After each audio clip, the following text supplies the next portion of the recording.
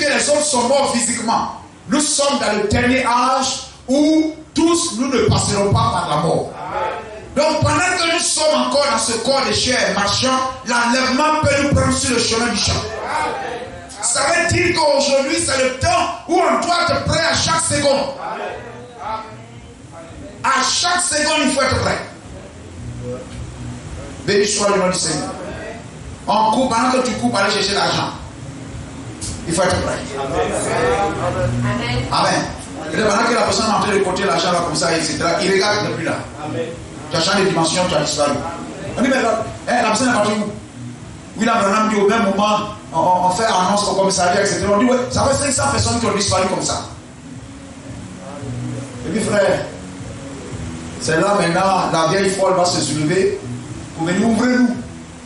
Ouvrez-nous. Ouvrez-nous. Quand le pasteur parlait là, il pensait qu'il s'amusait. C'est trop tard, c'est fini. Amen. Et surtout que le prophète dit, quand on entre dans une église, on doit regarder du côté des sœurs pour savoir si le prédicateur prêche bien. Vous comprenez? Donc, sœurs, n'oubliez pas ça. C'est-à-dire, la vie que tu portes là, si on donne ça à une femme baptiste, est-ce qu'elle va porter? Hein? Est-ce qu'elle va porter? Si elle ne peut pas porter, c'est qu'il y a problème. Si la vie que tu portes, on donne ça à une sœur catholique. Je parle des sœurs catholiques. Hein? Celles qu'ils appellent sœurs, je ne parle pas des ramassis qui sont dedans. Mais je parle de celles qu'ils appellent sœurs. Parce que c'est les sœurs qui nous intéressent. Si la vie que tu portes, on donne ça à une sœur, elle ne peut pas porter, c'est qu'il y a un problème sur ton habit. Gloire au Seigneur. La vie que tu portes, frère, si on donne ça, amen, à un chrétien, vrai baptiste ou je ne sais pas quoi, il ne peut pas porter, il y a un problème. Amen. Vous trouvez les églises, je crois, adventistes ou bien quoi, adventistes et tout ça, les femmes adventistes là. Je crois qu'elles ne peuvent pas vous donner aussi, c'est bon. Hein? Donc si vous les voyez, oui, c'est ça. Parce que l'année passée, j'ai croisé une femme, une fois jusqu'à. Elle était grosse, elle passait devant la porte. Je l'ai approchée une fois, etc. J'ai dit, bonsoir madame, etc. Vous connaissez le prophète William Branham? Elle dit William Branham. J'ai dit non, c'est mon frère. Hein? Mais elle avait l'apparence d'une sœur du pays. Vous comprenez ça? Amen. Si votre justice ne surpasse pas celle-là, Jésus a dit, vous n'entrerez pas dans le royaume des cieux. Quel que soit, amen, ce que nous pouvons penser. Si un frère, tu ne peux pas t'empêcher d'écouter les musiques païennes, les coupés décalés, les DJ ceci, tu ne peux pas t'empêcher d'écouter ça, de regarder les films bizarres. Tu ne peux pas. Mais il faut pleurer. On devrait voir, amen, hein, des frères ou des sœurs. Je rentre à l'église, je me mets à genoux, le visage dans la chaise, et puis prier, je me relève, j'essuie un peu mes yeux, et puis je m'assois. Hein? Mais si on vient, et puis on ne fait pas ça, ça veut dire qu'on pense qu'on est bien. Donc on devrait voir les sœurs correctes, les frères corrects. Amen. L'enlèvement passe par là. Gloire au Seigneur.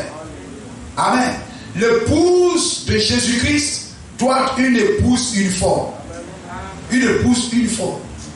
Il n'y a pas un morceau de cette épouse qui est moderne, qui a des comportements, des habillements, des attitudes modernes, égyptiennes, et puis il y a une partie qui a un comportement bien. Mais l'épouse doit être parole de la tête jusqu'aux pieds. Amen. De la tête jusqu'aux pieds. Béni soit le nom du Seigneur. Amen. Le garçon, amen, tu vas t'asseoir, tu bois un peu de coutou. Amen. Peut-être que ça fait 5 ans, 10 ans, tu es assis dans une église du message. Mais tout ça, ça veut dire que tu n'as même pas encore dépassé les catholiques. Tu bois bière. tu bois du vin. Et puis quand les mondains disent Jésus a transformé l'eau en vin, tu es content. Voilà. On dit Jésus a transformé l'eau en vin, tu es content. Amen. Si c'est l'eau, on n'a plus pour te changer en vin, pour te donner, il faut boire. C'est pas vrai, là il a pris. C'est ça, il a pris, non? Hein? Et puis il a changé en vin, n'est-ce pas? Si ce qu'on te sert là-bas, c'est de l'eau comme ça, on a pris, on a prié dessus. Et puis c'est devenu vin. Il faut boire. Jésus ne leur a pas dit allez dans la boutique là, allez à chercher Valpierre, et puis venez, et puis bon ben voilà, vivez. Mais c'est de l'eau. C'est-à-dire on n'a pas besoin d'entrer même dans les explications et tout ça. On prend simplement. Il a changé l'eau en vin. Si le vin que tu bois là, c'est de l'eau, on a pris. On a prié dessus, c'est devenu vin. Miracle. C'est un miracle. Et puis tu bois, il faut boire. Alléluia. Vous comprenez cela? Amen. La vérité et le mensonge ne sont pas très loin. Le diable n'est pas très loin de la vérité. Il n'est pas très loin de la vérité. Gloire au Seigneur. C'est pourquoi vous voyez que les paroles qu'on prend pour tromper un chrétien ne sont pas des paroles d'un féticheur. Ne sont pas des paroles, je ne sais pas quoi, d'un président, d'un mondain. Mais les paroles qu'on prend pour essayer de tromper un chrétien, ce sont des paroles de la Bible. Hein? Ce sont des paroles de la Bible.